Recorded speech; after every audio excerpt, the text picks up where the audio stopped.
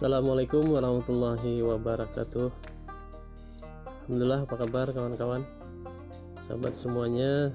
Semoga senantiasa diberikan lindungan oleh Allah Subhanahu wa taala, dikaruniai keberkahan yang berlimpah dan senantiasa memiliki semangat dan tekad yang kuat.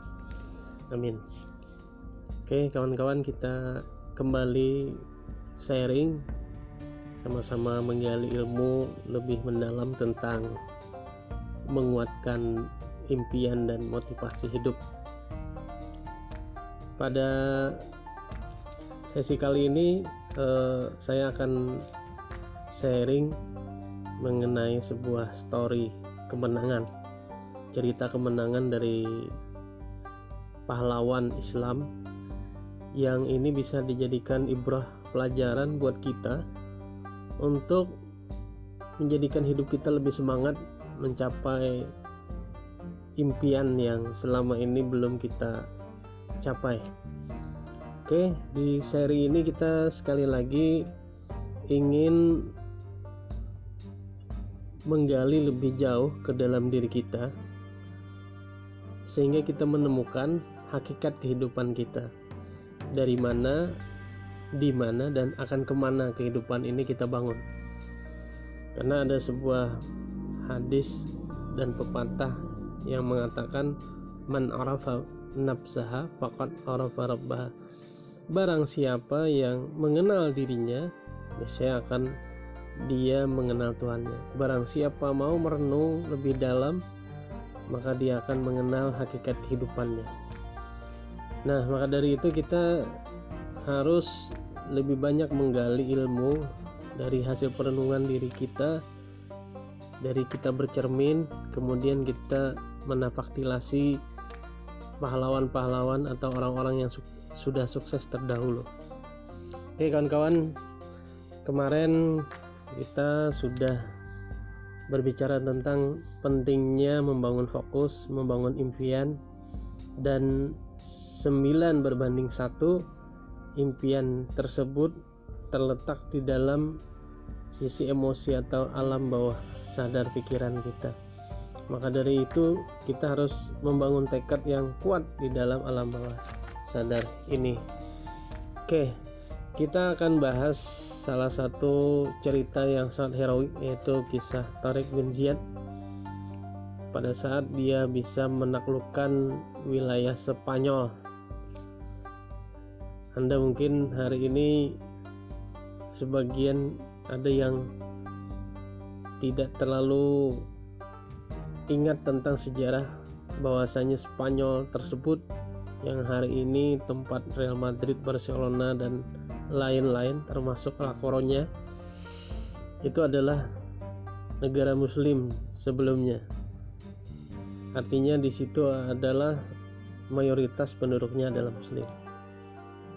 Nah, artinya di situ ratusan tahun muslim pernah berkuasa, dan salah satu yang mendobrak untuk menjadikan Spanyol menjadi negara muslim adalah pahlawan Islam bernama Tariq bin Ziyad.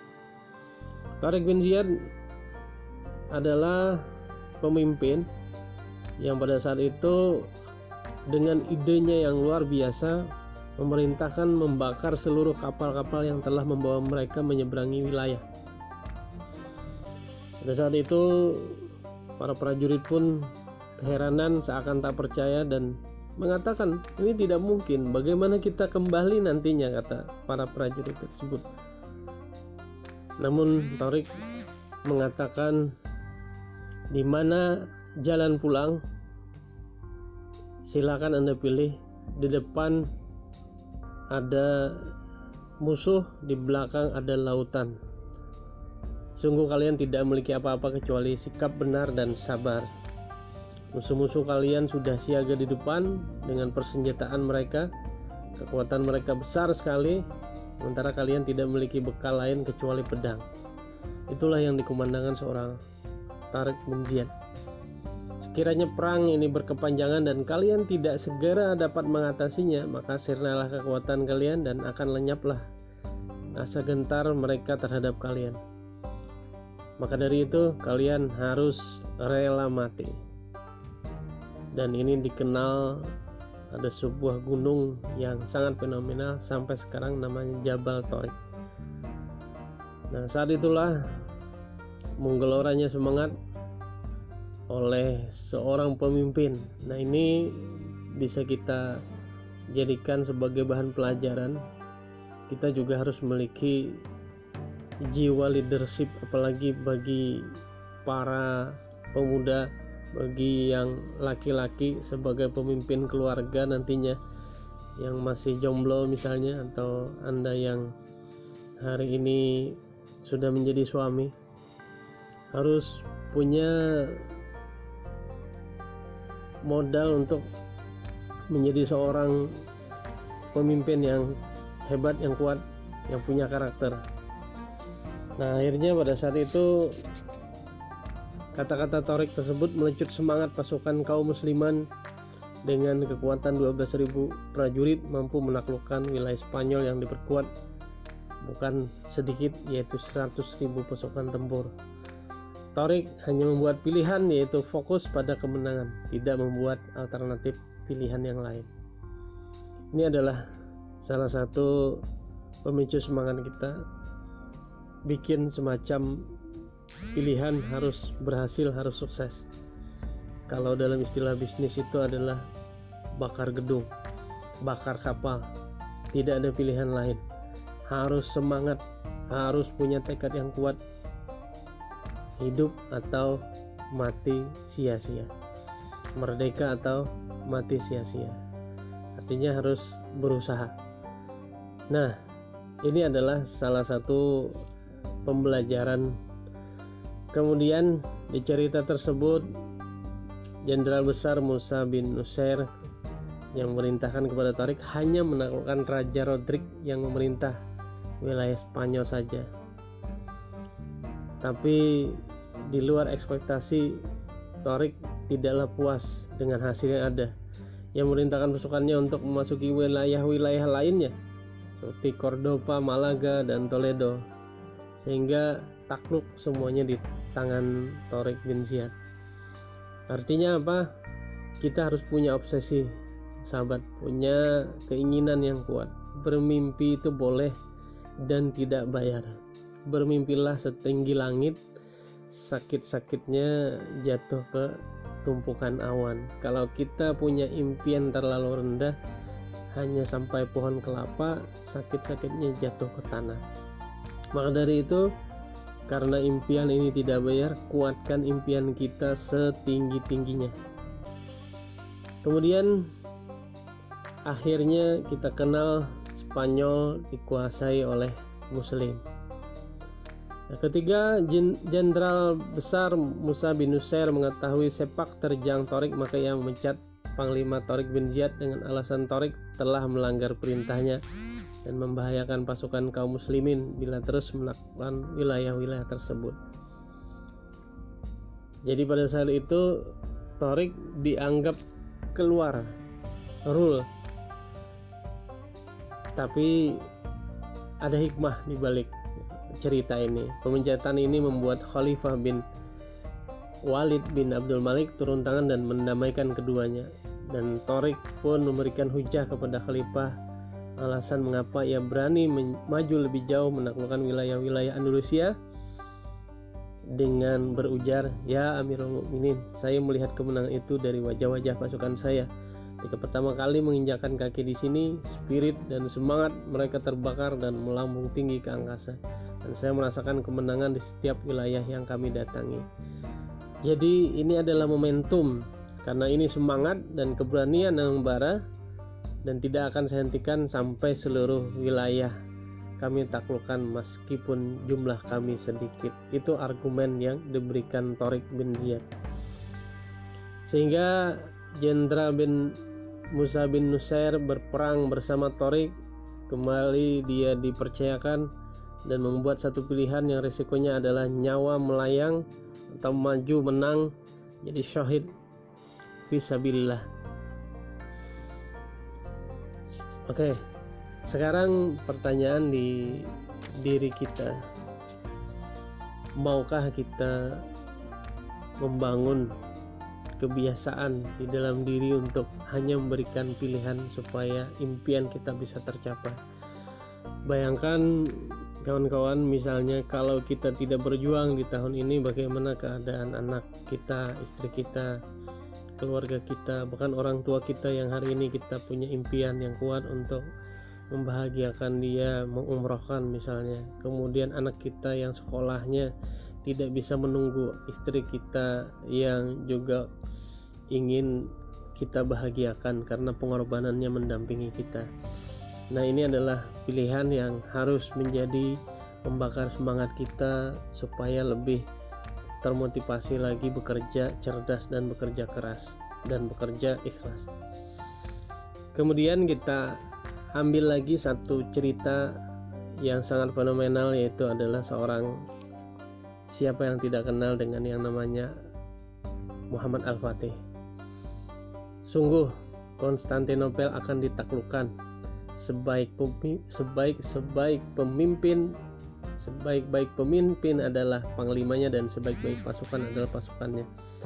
Inilah kata-kata hadis riwayat Ahmad yang disampaikan oleh Rasulullah jauh sekitar 800 tahun sebelum ditaklukkannya Turki atau Konstantinopel.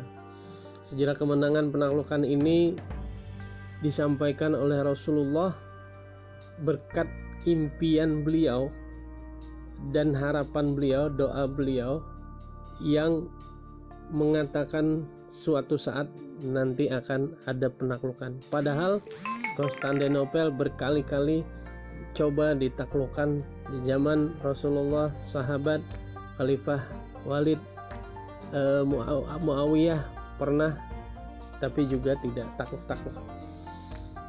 Kemenangan yang dicapai oleh Sultan Muhammad Al-Fatih adalah sangat dramatis dan hampir mengalami kegagalan akibat sulitnya menembus benteng Konstantinopel yang memang terkenal kuat pertahanannya. Pengepungan selama 54 hari, bukan main-main sahabat, sangat melelahkan, berakhir setelah ditembusnya benteng melalui strategi yang tidak pernah dipikirkan oleh lawan sebelumnya. Strategi apa itu? Anda ingat? Kawan-kawan pasti ingat ya. Strateginya adalah bagaimana menempatkan kapal-kapal di tanduk emas tanpa harus melewati dan menghancurkan rantai penghalang. Ide brilian ini muncul tanpa diduga oleh pihak lawan, yakni membawa kapal-kapal tersebut menuju tanduk emas melalui jalur darat. Bayangkan, kapal itu bukan di air tapi didorong di darat. Dalam satu malam, pasukan Al-Fatih mampu memindahkan 70 kapal melalui daratan yang berbukit. Luar biasa. Keberhasilan inilah yang menjadi titik awal direbutnya kota Konstantinopel.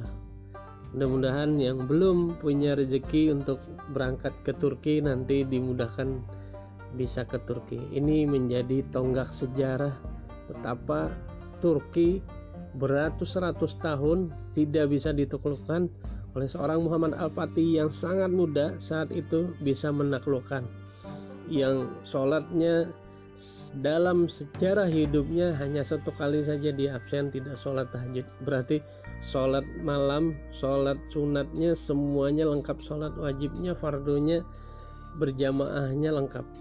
Hanya satu kali saja beliau tidak melaksanakan sholat tahajud, dan usianya sangat muda. Sultan Muhammad Al-Fatih tersebut. Ini adalah gambaran pahlawan muslim yang fokus terhadap impian dan meyakini hadis Rasulullah itu akan terjadi. Siapa yang merealisasikannya, akhirnya dia, Sultan Muhammad Al-Fatih, telah membuat sejarah dunia Islam yang belum pernah terrealisasi oleh para pemimpin sebelumnya. Obsesi menang yang dibangun dalam jiwa seorang sultan dari masih usia belia, yang mengatakan oleh Mufti Syekh yang guru beliau, engkaulah yang akan dimaksud dalam hadis Nabi tentang penaklukan Konstantinopel tersebut. Sejak itulah pada saat dia mendengar oleh ayah dan Mufti Syekh Syamsuddin yang menyampaikan kepada Sultan Muhammad Al-Fatih, sejak itulah dia punya tekad yang kuat untuk benar-benar menjadi pahlawan yang dimaksud oleh Rasulullah tersebut, membuktikan hadis riwayat Rasulullah tersebut. Nah, kawan-kawan, ini adalah kesimpulan buat kita.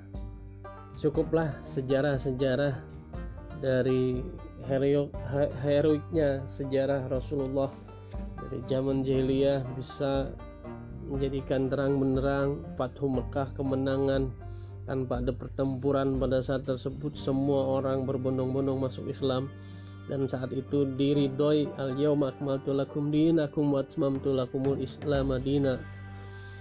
Diridhoi Islam itu sebagai agama dan melengkapi semuanya menjadi panduan umat manusia. Kemudian Rasulullah memberi pesan-pesan akan menaklukkan dunia melalui pahlawan-pahlawannya, dan terbukti. Ada Muhammad Al-Fatih, ada Tariq bin Ziyad, dan sekarang negeri Islam, negeri Muslim di Indonesia pun adalah berkat perjuangan dan tekad impian yang kuat dari para kaum muslimin, dari para sahabat, dari para tabi'in, serta orang-orang mengikut beliau yang punya tekad yang kuat meyakini bahwa Islam ini adalah Islam memberikan semacam kemenangan, agama yang memberikan motivasi hidup sukses dunia dan sukses akhirat. Mungkin itu saja yang bisa kita ambil petik pelajaran dari dua kisah yang sangat heroik ini. Mudah-mudahan impian kita semakin kuat untuk mencapai kehidupan yang lebih sukses, lebih baik lagi, lebih berkah, hidup mulia, mati menjadi seorang syuhada. Assalamualaikum warahmatullahi wabarakatuh.